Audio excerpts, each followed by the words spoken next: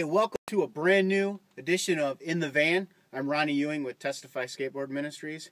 And if you can tell by the steam that's coming out of my voice, or out of my mouth voice, we're in Michigan, and it is extremely cold. Yes, right now we are parked in a garage in storage. And, one of the coolest things about being in storage is that we don't have to be out there where it's actually really cold. So anyway, with the new broadcast of In the Van, today we're going to be talking about identity. And actually we're going to be running a series on identity, so you're not going to want to miss the next couple broadcasts as we go into the next couple months, because we're going to be talking about identity. One of the things about identity is identity describes who you are. But here's the thing, is that identity is also something that you have got to have not only in your mind of who you are, but also in your heart. Because life brings all sorts of challenges. And I could turn this into one of those inspirational messages where, we could do like encouragement type stuff. But, all of that type of stuff, it doesn't really work in an individual's life unless they have it locked and loaded. And what I mean by that is living out that identity. In life, we're given an identity. Maybe you've grown into your identity. Maybe the identity that you are living in today isn't the identity that you would like to have, but for some reason life has just presented that identity to you. Well, one of the most amazing things about God is God is an identity God. God identifies us not with who we are or what we're doing, but God identifies us with what He's done and who He is. Let me clear that up a little bit, because, everybody desires to be somebody, but it takes the grace of God to realize that we are somebody. When I was living in the conformity of the world and what the world was shaping out my identity, it was rough, man. It was tough. I was running from an identity, really. There's a lot of things that had happened in my life as a child that began to kind of say who I was and what I was going to become. But you want to know something? The moment that I stepped to Jesus, He gave me an identity change. He transformed my life.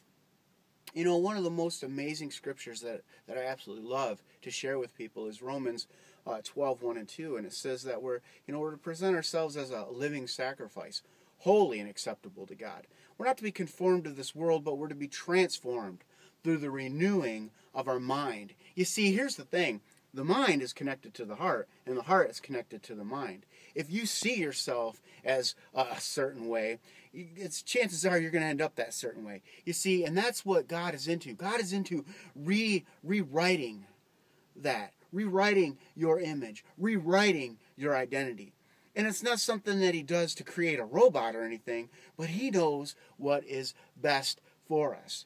One of the scriptures that I've been hearing a lot of people teach on lately is the fear of the Lord is the beginning of wisdom. It's in Proverbs 1. And the thing is one of the ways that I've come to know the fear of the Lord is realizing that He's my Father. There's respect when it comes down to Father.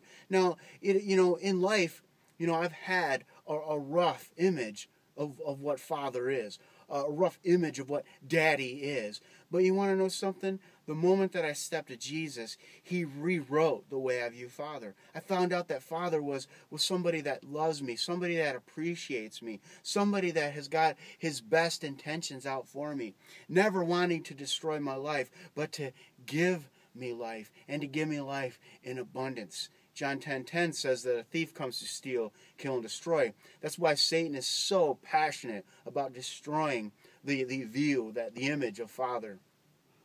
But you want to know something? The rest of that scripture says, but I have come that you might have life and have it more abundantly.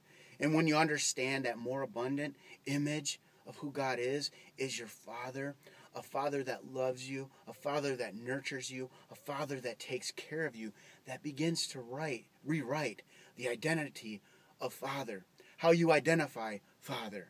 And as you realize that, you get a revelation of that, meaning God turns the light on that, it begins to renew the image on you as well.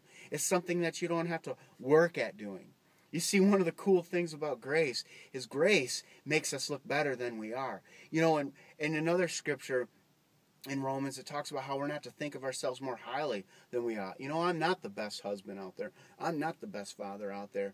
But you want to know something? When I open up my heart, my mind to the revelation of who God is, He makes me a good husband. He makes me a great father. He makes me a great person altogether. And He does that by rewriting my identity. My identity is no longer Ronnie of the world, but my identity becomes Jesus. Exactly, Jesus. You know, now there's a lot of scripture out there that says, you know, watch out for people that proclaim themselves to be Jesus. But here's the thing. You begin to develop, you begin to model who you hang out with the most. You know, and that doesn't mean that, you know, that if you're a woman that you need to grow a beard and start calling yourself Jesus. No, you're allowing Jesus to shine through your life.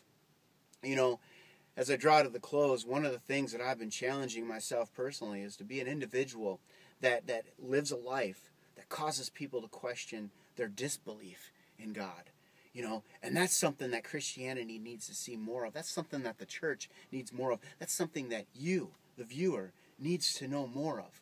The existence of Christ in your life. Hey, I've run out of time for this broadcast of In the Van, but stay tuned for the next one, because we're going to be getting more into this identity, because identity is where it's at, man. And you know what? I have definitely run out of time for this broadcast, but hey, I will see you out on that open road.